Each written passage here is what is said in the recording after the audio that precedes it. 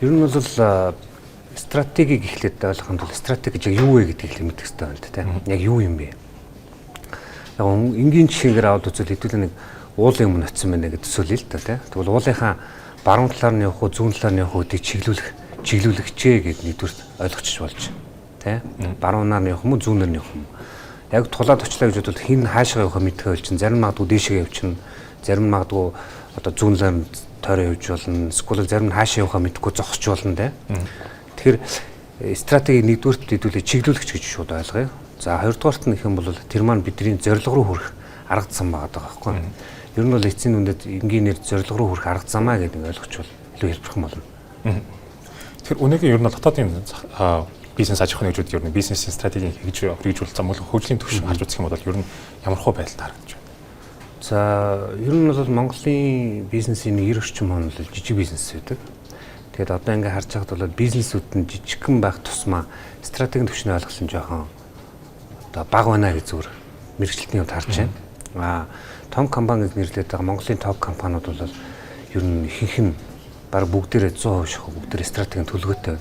Тэгэхээр стратегийн төлөвлөгөөтэй байна гэдэг нь илүү зэгцтэй болсон байна тийм. Зэгцтэй бид нар хаашаа явах вэ гэдэг ийм баримтчиг уу газрын зурагтай болсон. Тэгээд тэр газрын зургийнхаа дагуу бүгдээрээ явж байгаа байхгүй. За энэ 5 жил хэдүүлээ яг ийшээгээ л явна гэсэн бол тэр зургаараа явахаар илүү тодорхой болоод байна л та. Тэгэхээр газрын зураг гэж энгийнээр одоо ойлгоод тэрийг бүгдээрээ ойлгочвол манай компани ажиллагсад бүгдээрээ ойлгочвол бүгдээрээ нэг чиглэл рүү явж байгаа байхгүй. За хэрвээ газрын зураг буюу MAFA байхгүй болгох чи хэдүүлээ. Байхгүй болгочвол бид нар яг юу хийх вэ? Өнөөдөр юу хийх вэ? Ингээд хаашаа явахаа мэдгүй ингээд ийм байдалтай болчихж байгаа байхгүй. Тэгэхээр бизнесийн байгууллагууд маань сүүлийн 30 жилд бол илүү одоо хөгжсөн байна тий. За зах зээлийн нийгмээс шилжсэн мэлзэнгээ аваад үзэхэл одоо яг өнөөдөр нэг бизнесийн байгууллагууд маань илүү одоо төгөлдөрчсөн байна.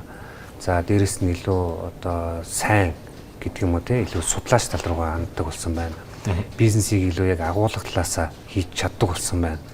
За тэгээд энэ топ бизнес нэрлэгдэж байгаа компаниуд бүгдээ стратегийн төлөвлөгөөтэй болсон байна. Тийм учраас хөгжил бол стратегийн төвшөнд бол нэлээд сайн Монголын төвшөнд явж гэнэ гэж үзэж байгаа. Жижиг бизнесийн хувьд аваад үзэх юм бол жоохон ойлгоцсон. Энэ бол том компани асуудлаа гэж нэг жоохон тиймэрхүү байдлаар хандлагч өөр байгаа юм болов уу гэж анзаарагдаад байна л да. Тэгэхээр энэ бизнесийн стратеги нийт навж үзэх юм бол ер нь төвшөнд нь ангилж үзвэл ер нь нийт олон төрөл байдаг байна л та. Тэгэхээр энэ эднээс нь ямар төрлөөр ангилагддаг юм бол ер нь яг стратегийн төвшнийг 3 төвшөнд ангилж байгаа л да. Функционал гэж нэрлэдэг байгаа. Функционал гэдэг нь компаниуд одоо хүний нөөцийн албатай байна, маркетингийн албатай байна, санхүүгийн албатай байна. Энэ нь одоо хуваагдж байгаа нуудыг бид функционал гэж нэрлэдэг. Тэгэхээр функционал төвшний стратегиуд байна. За хоёр дахь нь бол бизнесийн төвшин буюу манай компани яг яах вэ гэдэг нэг стратегийн төвшин асуудал. За гурав дахь нь бол корпоративн төвшин гэж ингээд 3 төвшөнд хувааж. Тэгээ ер нь бол Монголын одоо манай жишээлбэл сургуулийн хувьд одоо маркетинг буюу одоо хүний нөөц гэдэг функционал төвшөнд бол стратегичдэрийг бэлдэж байгаа. За бизнесийн төвшний стратегичдэрийг бол бид нар одоо магистр төвшөнд бол бас бэлдэж байна. За хараахан одоо корпоративн төвшний стратеги бол Монголд бол бэлдэж байгаа сургууль бол байхгүй байгаа тийм. За тэгэхээр одоогийн төвшнийг яд аваад үзэх юм бол бид тэр функционал руугаа нэлээд жоохон анхаарат байгаа болов гэсэн зүгээр хандлага ажиглагдаад байна тийм. Илүү их хүний нөөц рүү илүү анхаардаг, санхүү рүү анхаардаг. Тэр үндсэн компани стратеги бол нэг номерт байх ёстой маа гэдгийг эхлээд ойлготлоод түүнтэйгээ уялдаж бусад одоо функционал стратеги нь уялднаа гэдгийг ойлгочих юм бол компани илүү хурдтайгаар цааш явах боломжтой байна гэж харна л да. Тэр энэ компанид бизнес стратеги боловсруулахад ер нь хамгийн толгордог хамгийн том сорилт нь юу гэж харагддаг бол ер нь Монголын дотоод яаж явах нэгжүүд нь энийг хэрэгжүүлэх боловсруулахын тулд ер нь юу хамгийн том цаад бэрхшээл гаргаж байна. Ер нь стратегийг хэрэгжүүлснээр яах гэж байгаа вэ? Стратеги яагаад хэрэгжүүлэх гэж байгаа нэгдүгээр асуудал байна л да. Компани нэг номерын зорилго бол ашиг байгаа. За тэгэхээр стратегийг хэрэгжүүлснээр бид нар яах гэдэг вэ гэхээр нэгдүгээрт нь борлуулалтаа өсгөх гэдэг юм. Хоёрт нь ашгаа нэмэгдүүлэх гэдэг юм. За гуравт нь зах зээл дээр нэр хүндээ буюу одоо брендийн нэр хүндийг нэмэгдүүлэх гэдэг юм. За дөрөвт нь хэрэглэгчийн тоог өсгөх гэдэг байгаа тий. За тавдугаарт нь зах зээл дээр эзэлж байгаа хувь хэмжээг нэмэгдүүлэх гэдэг байгаа. Ийм л зүйлийг компани хийх гэдэг байгаа байхгүй юу? Энийг хийхэд бол компани нэгдүгээр стратегтэй байх хэрэгтэй байна. За стратегийг бий болгонгуудаа түүнийг хэрэгжүүлэх юм төлөвлөгөө боловсруулж байгаа байхгүй юу? Төлөвлөгөөгөө бид нар болохоор стратегийн төлөвлөгөө гэж нэрлэж байгаа юм л да. За тэгэхээр төлөвлөгөөг хэрэгжихийн тулд 3 зүйл байгаа. Нэгдүгээрт нь судалгаан зөв байх хэрэгтэй. За хоёрт нь стратегийн зөв байх хэрэгтэй. За гуравт нь хэрэгжүүлэлт нь зөв. Тэгэхээр стратегийн төлөвлөгөөний 80% нь судалгаан дээр дурлах хэрэгтэй байгаа байхгүй юу? Тэгээ анзаарагдаад хахаар компаниудын хийх нөгөө судалгаа гэдэг зүйлийг ер нь монголчууд гэдэг юм уу монгол хүмүүсийн нэг жоох ойлголт нь судалгааг нэг жоохон тийм хэрэггүй гэж ойлгоод байна л да. Үгүй ээ. Судалгаа байхгүй болохоор хаагур нь одоо хаашаа явахаа мэдэхгүй байна л да тий.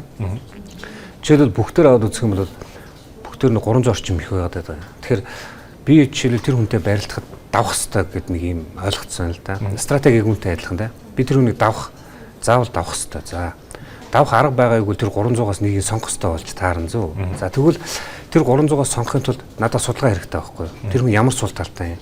Ямар мэхийг л унах магадaltaй юм? Хэрвээ судлахгүйгээр бол тэр 300-аас таач хийх юм бол тэр хүнийг унгаж чадахгүй. Аяг зөвийн сонгуул судлал сонгож унгаж чадна. Үүнтэй адилхан компани ихтэд судалгаагаа хийх хэрэгтэй. Энэ бол стратегийн төлөвлөгөөний 80% тийм.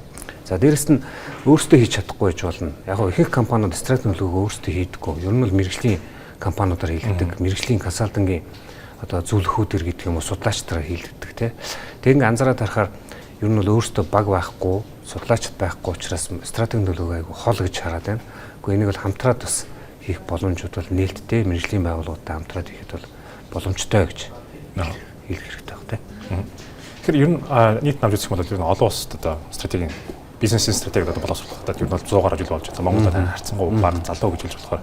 Тэгэхээр хажууд үзэх юм бол ер нь бол бизнесийн стратеги хэрэгжүүлж олон улс байгаа компаниудаас түншлээ одоо Монголд байгаа компаниудаас аль нь хамгийн сайн хэрэгжүүлж байгаа гэж харагдаж байна. Ер нь бол бид нар кейс жишээ болоход бол дэлхийн жишгийг аваад үзвэл Coca-Cola дээр жишээ болгодог. Coca-Cola бол одоо яг энэ стратеги хамгийн супер жишээ гэж дэлхийн хөлөмжөрдөг. Бүх кейсүүд энэ дээр тулгуурлаж явж байгаа тийм.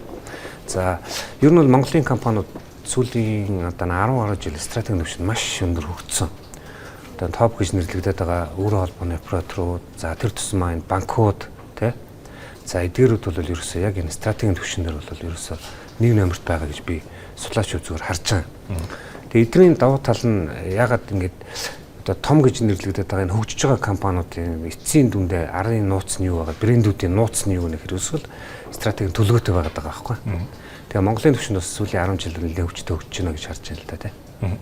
Тэгэхээр энэ том компаниуд ер нь бол яг одоо жижиг бизнесүүд ер нь стратеги боловсруулахгүй байна гэж байна. Харин том компаниуд боловсруулаад ер нь энэ хоёрын ялгаа нь яг юунд орж байгаа вэ? Нэг нь боловсруулаад нөгөө нь боловсруулахгүй ер нь бол энэ цаана боловсон хүчний асуудал байгаа. Эсвэл ер нь бол цаана одоо хөрөнгө ер нь яг өөрсдөө жижигхэнгээ хараад байвал 10 настай хүүхд өөрийгөө жижигхэн хараад байвал жижигхэнгээ харах л та тийм. 30 таа залуу 10 настай хүүхд хоёрын сэтгүүрээр рондоо байх л та. Яг компаниудад ингэж л харагдчих тийм. Жижиг компани өөрийгөө л итгэж жоохон байгаа учраас энэ бол миний асуудал биш ээ. Энэ бол том асуудал гэж бод үгүй. Ер нь бол жоохон жижиг компани ч байсан хамаагүй. Ер нь жоохон одоо өөрсдөө өрсөлдөх хэмжээнд авч тавих хэрэгтэй байна. Эхний компаниуд жижиг байж байгаа л эхэлсэн шүү дээ тийм. Нойлоос л бүгд эхэлсэн. Тийм учраас том байж байгаа том болдог тухай биш шүү дээ. Бүгд тгээс эхэлдэг учраас тэгээд дараа нь нэг гэдэг ойлголт руу шилждэг учраас жижиг байсан ч хамаагүй төлөвлөгөөтэй бол төлөвлөгөөтэй үйл юу их нь тодорхой болно. Төлөвлөгөө байхгүй болохоор юу их юм мэдэхгүй байна. Хол гэж хараад байна.